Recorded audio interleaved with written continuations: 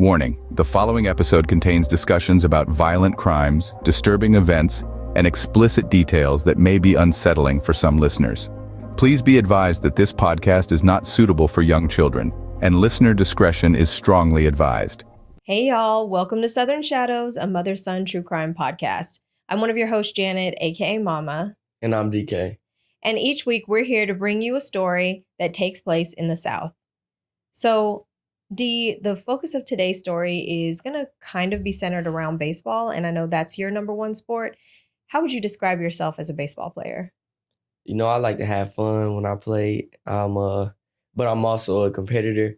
I like to make the game as fun as possible, but I do think I compete a little more than I have fun, but, you know, there's a balance.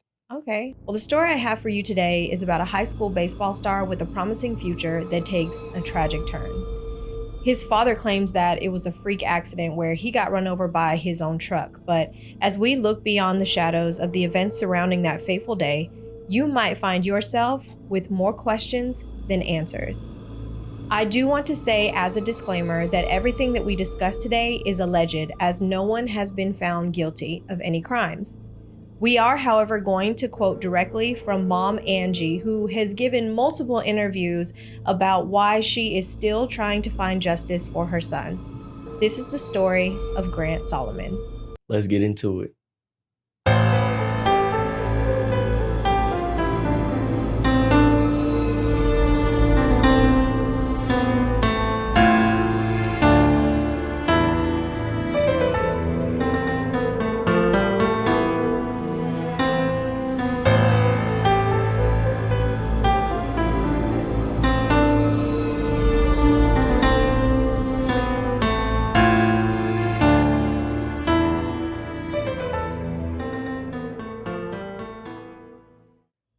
Our story takes us to Franklin, Tennessee.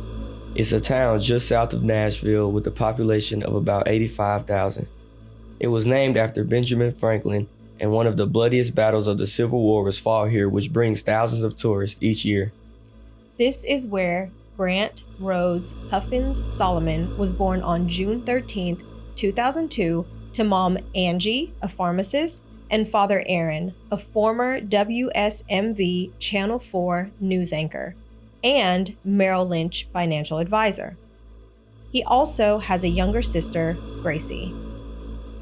Before we get into Grant, I think that it's important to discuss the relationship between Angie and Aaron, and discuss their overall family dynamics.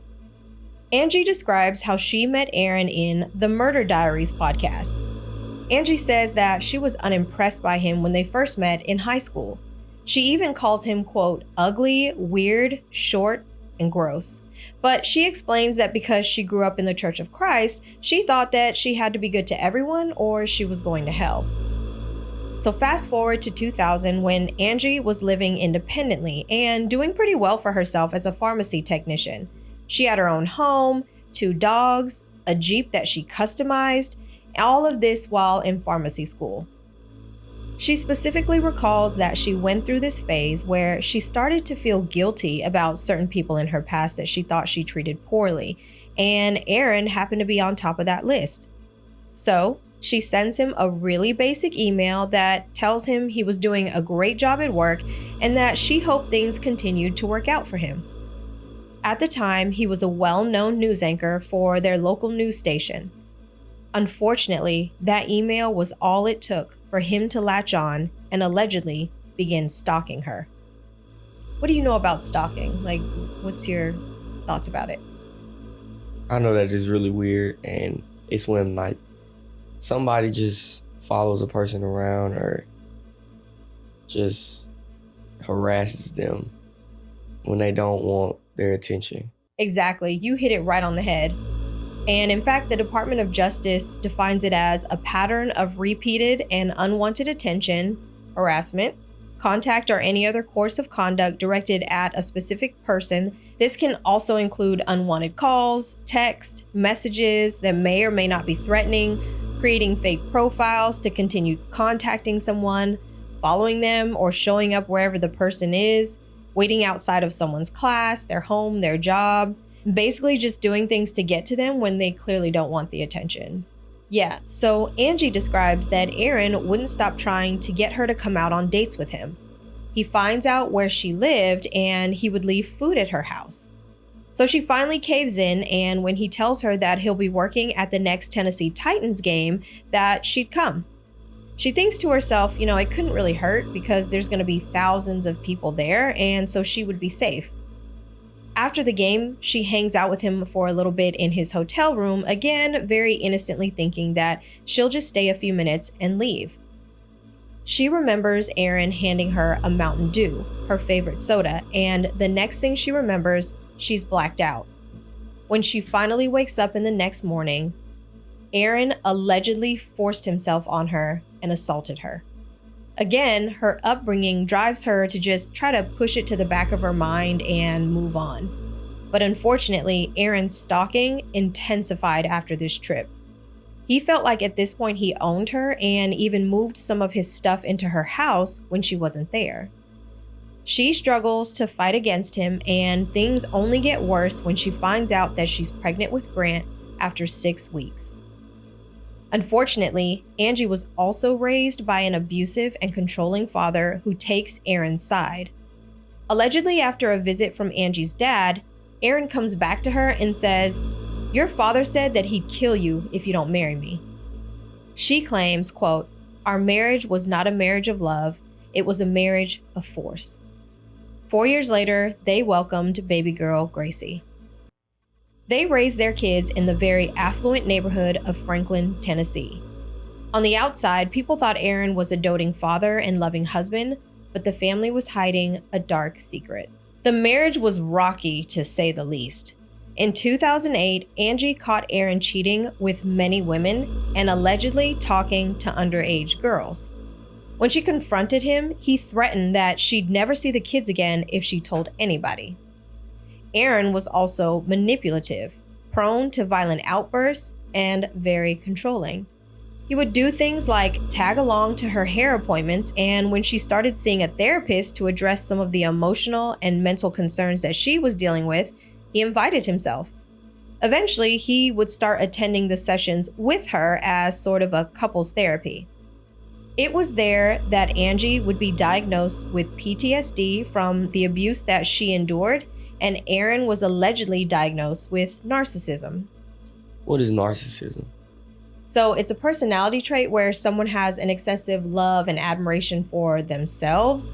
They might believe that they're more important than other people and think that other people are inferior to them, if you will. And they struggle to understand or care about the feelings and needs of others.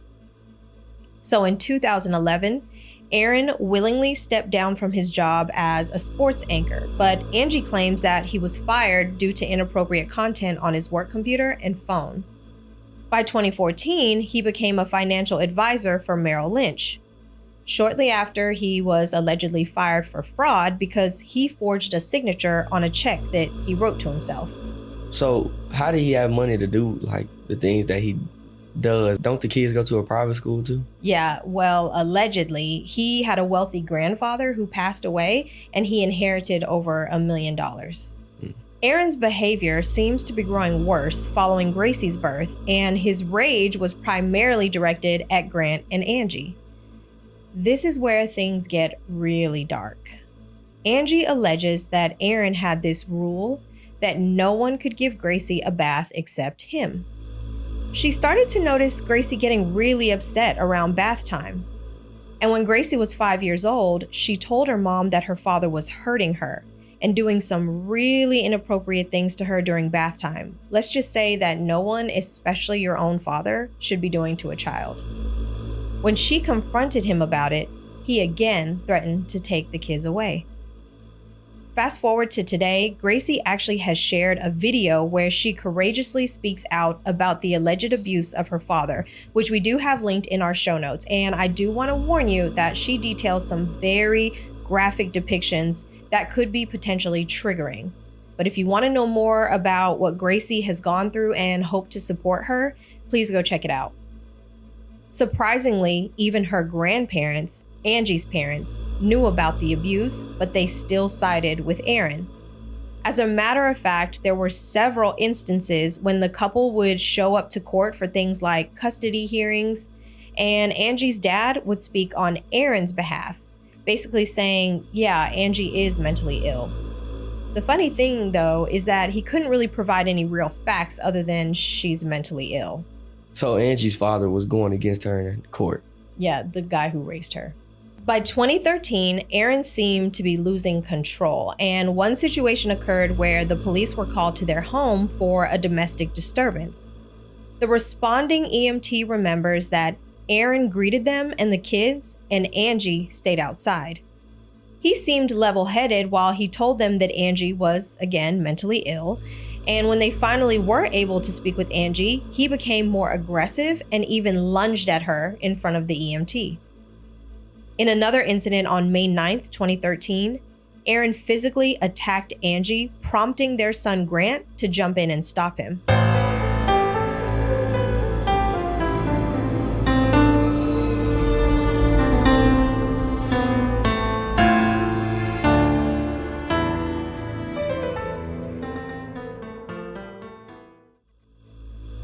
Despite her fears, Angie initially didn't even report the assault.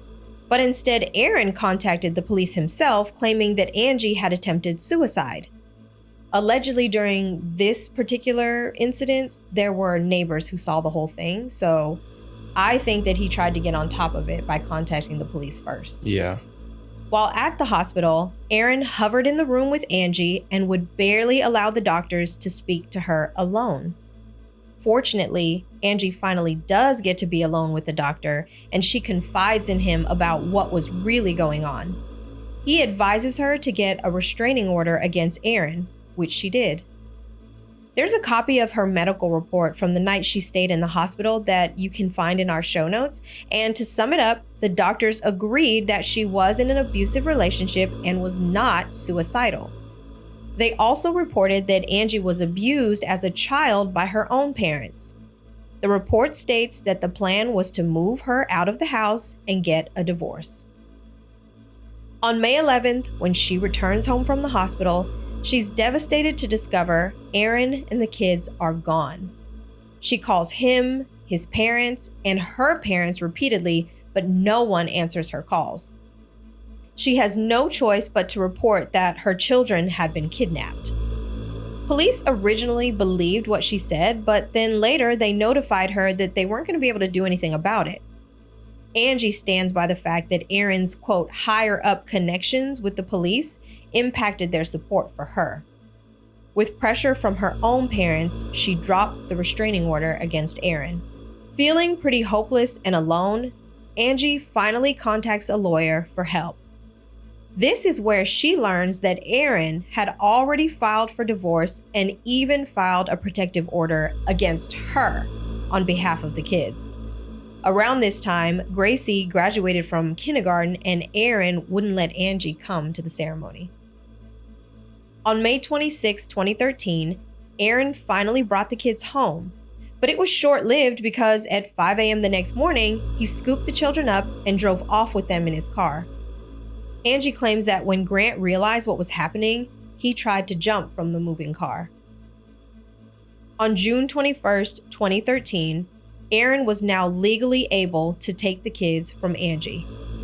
The divorce judge rejected the hospital's claim of abuse. Her father even testified against her. Aaron gets full custody of the kids, and she doesn't see them for 6 months. She could only see them at sports events, but they couldn't stay with her. I saw somewhere online that the judge who presided over her court proceedings allegedly is part of a church group that Aaron is a part of, and so the couple used to be really good friends with them, and so there's a lot going on there. Yeah. At one of Grant's games, Gracie confided in her mom that her father was still inappropriately touching her in the bathtub. After not being allowed to spend Christmas with the kids for the second year in a row, when she visits Gracie a few months later, she tells her he still abuses her at bath time and shows her bruises on her thighs that she has no idea where they came from. Aaron denies everything and, in retaliation, files a police report against Angie for overdue child support, getting her locked up. She felt helpless because he seemed to be in total control. Finally, in 2018, Angie's friends pushed her to talk to school administrators at Grace Christian Academy where the children attended. She was devastated when the owner and headmaster declined to help, even when she told them that Aaron was allegedly contacting underage girls on social media. A social worker visits the school to talk to the kids, but the investigation quickly ends. No one appeared to be listening to Angie or the kids themselves concerning Aaron. So fed up that they are being kept away from their mom, Grant and Gracie even run away from their father's home. But they're caught by the police and simply brought right back to him. Feeling terrified and alone, Gracie tells her mom in August 2013 that her father held her down and assaulted her in a hotel room while they were away for Grant's baseball game. Ironically, the next day, they had a custody hearing, but the judge refused to listen to Gracie and let Aaron keep full custody of the kids. Gracie's mental health begins to deteriorate to the point that she hides in the school office when her father picks her up one afternoon. She confided in the adults there, hoping to get their protection and support, but they said that she was just hysterical and sent her home with him anyway. At the next custody hearing, the judge reversed his ruling, allowing the kids to move with Angie. But then days later, he reversed it again. Angie recalls that Grant bravely said, "It's okay, Mom. If I go with him, he won't be able to hurt Gracie." Regardless of the issues at home, Grant was thriving in school. He was a National Merit Scholar with a 4.4 Honor GPA. He was gifted in both basketball and baseball, but baseball was his true love, having played since he was 4.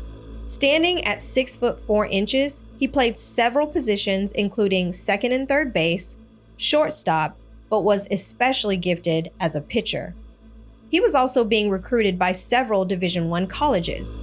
According to his profile on Perfect Game, he was ranked in the top 1,000 in the nation and the top 90 for the state of Tennessee. So for the people who don't know, can you tell us what Perfect Game is? Perfect Game is one of the biggest, if not the biggest, baseball organizations. They provide a lot of exposure for high school players. They have a lot of MLB coaches and college scouts out there at almost every event they have. They do like showcases, tournaments, and basically anything as far as exposure for the talent of high school players. I've actually played in a couple of Perfect Game tournaments, and to be ranked on perfectgame.com or by Perfect Game, that's a really big deal. Okay. Well, that's definitely what Grant achieved. And with everything going on, though, he became frustrated and asked his school administration for support against his father. But they refused. He even met with Pastor Steve Berger at Grace Christian Church, the affiliate church of the school. But Pastor Berger only continued to praise his father. It seems like no matter who they turned to, everyone seemed to be taking Aaron's side.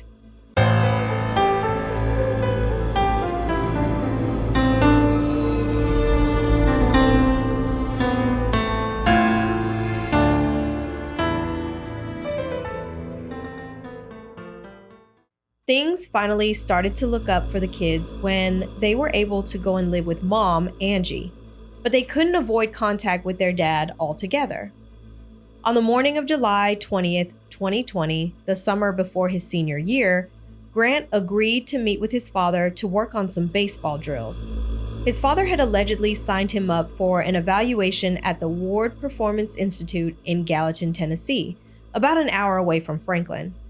This was a facility co-owned by a former MLB player, Tucker Ward, who was drafted by the Arizona Diamondbacks in 2015. It offers specialized training for baseball players and even has a lot of different machines like to evaluate your velo and other skills. I'm sure you're familiar with this, right? Yeah, velo is a big part of baseball nowadays. It's short for velocity, and basically all the scouts that come to watch you, that's the first thing they look for, and that's at the top of their list. If you have a high velocity or velo, they want you. So. And what is velo exactly? They basically measure, if you're hitting, they measure how fast the ball comes off your bat when you hit it. If you're pitching, they measure how fast the ball comes out of your hand and gets to home plate. And it measures how fast the ball comes out of your hand from the field to first base if you're playing first base. So basically velo is a big part of the game. Okay. The thing is, though, Grant was rehabbing an injured shoulder. He also had asthma, and apparently he had just been given a new inhaler that he was trying to get used to. You know how it is here in the summertime. It gets really hot and really humid, and if you suffer from asthma, it can actually flare up during this time. In the podcast True Sunlight, hosted by Mandy Matney, she revealed text messages that Angie gave her permission to use, and they basically show that the entire time that Grant was working on PT for his shoulder, Aaron would often send him messages, memes, and tweets related to sports. He even sent him a tweet about a player who got hit with a ball and broke his nose, but continued to play the game anyway. I kind of took it as Grant feeling pressure by his dad and maybe being scared of him, and that's why he agreed to show up at Ward Performance, but that's just my take on it. Later, an employee of the facility would confirm that they never had an appointment. At this point, Grant was being recruited by multiple Division I colleges. This was the first time in 2 years that he would be alone with his father. Angie shared a text that she sent to Aaron around midnight before Grant was coming to meet him, and it says, quote, "Grant does not want you to stay during his workout tomorrow. He assumes that you'll be there at the beginning, but he wants to do this on his own. He's a man now," according to True Sunlight. At 8:41 a.m. the next morning, Aaron would place a call to 911 to report that his son Grant had been run over by his own truck. There's a podcast called Going West True Crime hosted by Heath Merriman and Daphne Wollstonecroft, and they covered this story in April 2023. In their episode, they play the 911 call, and it's wild. Aaron appears to be talking to someone or many people while he's also on the phone with the dispatcher. He talked to the dispatcher and those people at the same time, saying things like, "Yes, my son is underneath. No, I'm trying to call 911. The dispatcher asks him, "Is he awake and talking to you?" And he says, "I don't know. I don't think so. He's not alert, right?" Again, like he's talking to someone else. "No, he's out and he's trapped." Aaron says that Grant climbed out of his white Toyota Tacoma to get his baseball bag from the bed of the truck in the back. Aaron was allegedly answering work emails in his car, and when he looked up, Aaron says Grant's truck drifted backwards and pinned him beneath, pulling him down the rocky hill and under the truck. On the call, he tells the dispatcher, "I've got 3 guys here and he's trapped under the truck." Again, he is seemingly talking to the other people in the background. "Yeah, I'm on the phone with 911 right now." She asks him, "Can you check to see if he's breathing?" He then responds, "Somebody is telling me that he's coming too." Wait, so he's basically talking like he's not checking on his son himself. Yeah, exactly. Apparently, there are 3 guys that are down with him checking on him. But wait, it gets even crazier. The dispatcher says, "Now, when he wakes up, he might be really scared. Can somebody go down there and talk to him?" Aaron says, "Yeah, somebody talk to him," like he's telling someone else to talk to him. The dispatcher asks, "Does he have blood coming out of his mouth?" And Aaron says, "Yeah, there's blood coming out. They said he's facing up, but he's bleeding from his mouth. Grant, turn your face to the side if you can, barely, but be careful." Again, yelling down to him rather than sitting next to his son comforting him. You then hear sirens approaching, and he gets off the call. What do you think about the things that he's saying to his son? They sound really shady and some of these responses seem like he's making them up. I don't know. I don't really know what's going on, but I definitely know for sure that he's not over there checking. He doesn't seem worried, you know. It just seems like, oh, he'll be all right.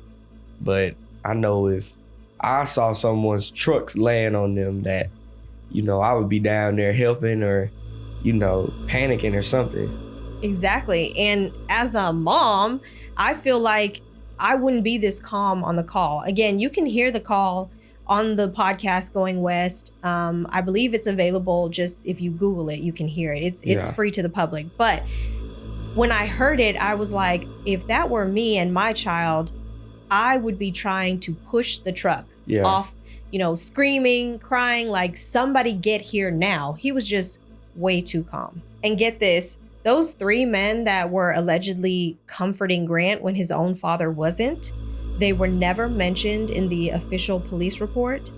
They were not seen by employees of the baseball training facility nor first responders, and they have not come forward to the police. Almost like they never existed, right? Right, like I said, it sounded like he was making some of those responses up. Mm-hmm. From the moment Aaron called 911 to the time that they arrived on scene was approximately 4 minutes. When they arrived, the only people on scene were Aaron and Grant. Also, Grant was found between the front 2 tires, not beneath the truck, and he did not appear to be trapped. The picture can be found in our show notes, but here, let me show you the scene and how he was found. If the truck rolled over him backwards, his dad claimed that he was trapped here, but he was actually found between the front 2 tires. Also, the Life 360 data showed that he didn't even make it into the parking lot of Ward's, but instead it has him stopped in the driveway next to the ditch. The strangest details about Grant's injuries is that he had no cuts or scrapes or any bleeding from his body, which would have indicated being dragged by his truck. He did, however, have blunt force trauma to the back of his head and some bruising on his jaw. He was bleeding from his nose and mouth, which would have been from the blow to the back of the head. What's blunt force trauma? So it's basically when someone gets hit with a strong, solid object and there's a forceful impact to their body. It's like, when you bump into something really hard, like maybe a truck slowly rolling over you, like what Aaron is trying to prove, I guess. Yeah. How many baseball bats do you typically carry in your bag? I'll say a normal is probably about 2. Usually, most baseball bags only come with 2 slots for you to carry. But, some people have like 4 bats or 3 bats. It kind of depends on what you're doing, but mostly people carry 2. It's a wood bat and the bat they use in the game. Okay. So Grant was one of those people who carried multiple bats, and one of the bats is missing and still hasn't been recovered.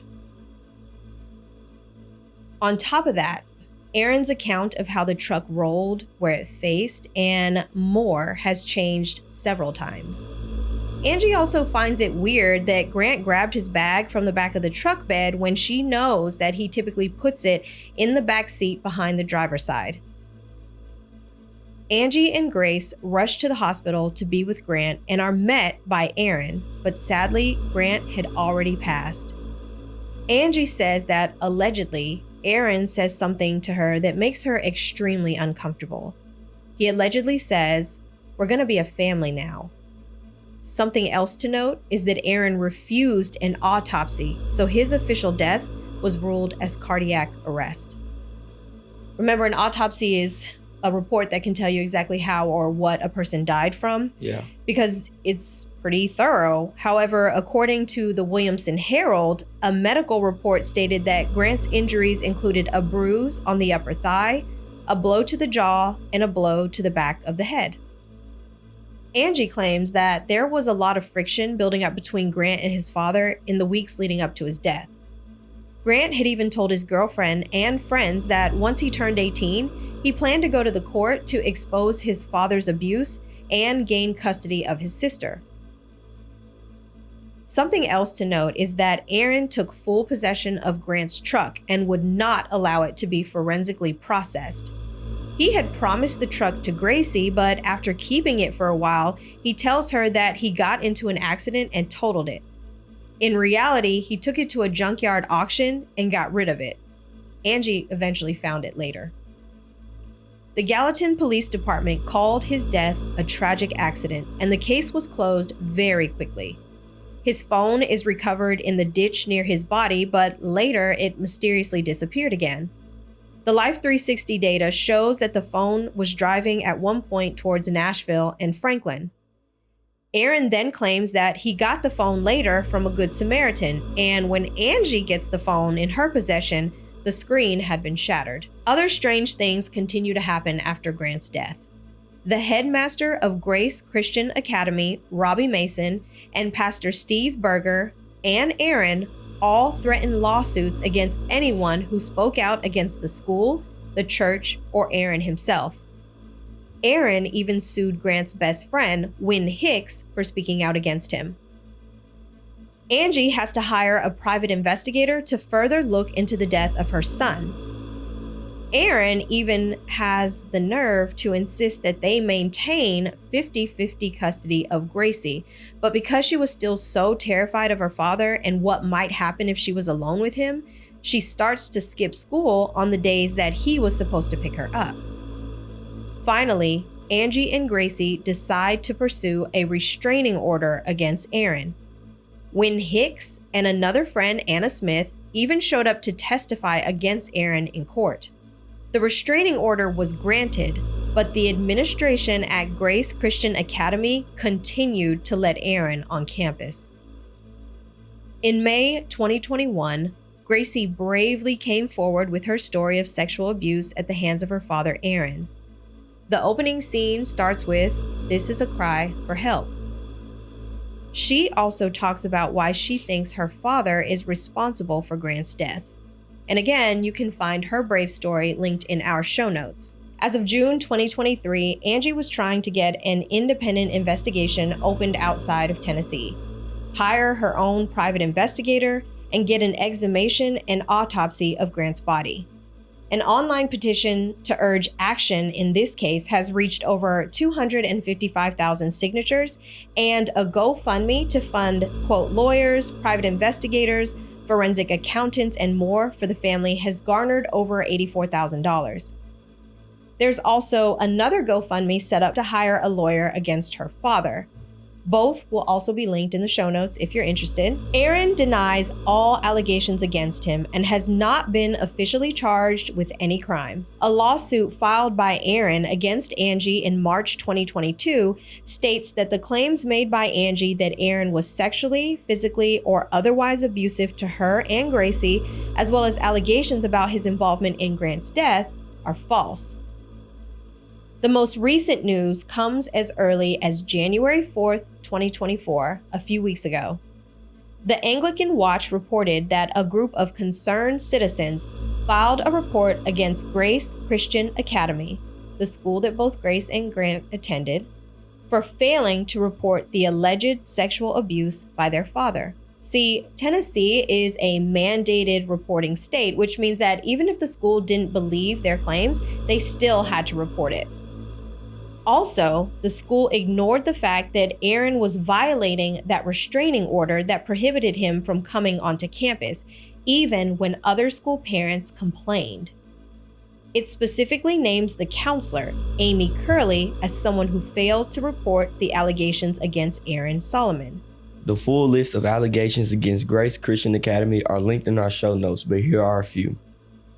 GCA received multiple reports that both Solomon's children were being physically and emotionally abused and that Gracie was being sexually abused. Grant Solomon died in suspicious circumstances in the custody of his father, soon after stating his intent to go public with the allegations that his father was abusing Gracie. Aaron Solomon failed to provide adequate medical care and food to the children. Amy Curley was instructed by a court to fulfill her obligations as a mandated reporter of child abuse but failed to do so. Robbie Mason and GCA ignored a protective order barring Aaron Solomon from campus, thus potentially endangering parents and students. Grant Solomon repeatedly told teachers and his friends that he was terrified of his own father, that he saw his father attempt to kill his mother, and that he knew his sister was being sexually assaulted by their father. Lynn McNatt, one of Grant's coaches, knew of the allegations of abuse. Amy Curley, Robbie Mason, and other GCA personnel conspired to cover up Aaron Solomon's abuse of his children. GCA administrators and staff repeatedly engaged in defamation by telling others that Grant and Gracie's mother was mentally ill, a drug user, and other outrageous fabrications. Moreover, such claims undoubtedly increased Grant and Gracie's trauma. The complaint has been filed with both local, state, and other law enforcement agencies. It requests that an answer be given by the end of this month, so we'll be sure to keep you updated. And that's the story of Grant Solomon. Do you have any final thoughts? Yeah, there's a lot of stuff going on behind closed doors that needs to be answered. And as a baseball player, it just seems strange because when you were explaining how Aaron described that he was getting out of his truck to get his baseball bag from the back, I drive a truck as well, and the only time you'll put your baseball bag on the back of your truck is if you have other people riding with you. But if that's not the case, then you always put it inside in the back seat. So that was strange to me how he put it on the back. And then, like you said, one of his bats was missing and he had blunt force trauma to the back of the head. That just seems like something happened there that we don't know about. But there's a lot of things that needs to be answered, in my opinion. Exactly. And we'd love to hear your thoughts. Please leave us a comment down below or a review on our podcast. Make sure that you like, subscribe, and share, and be sure to check back next week for the next episode. See you in the shadows.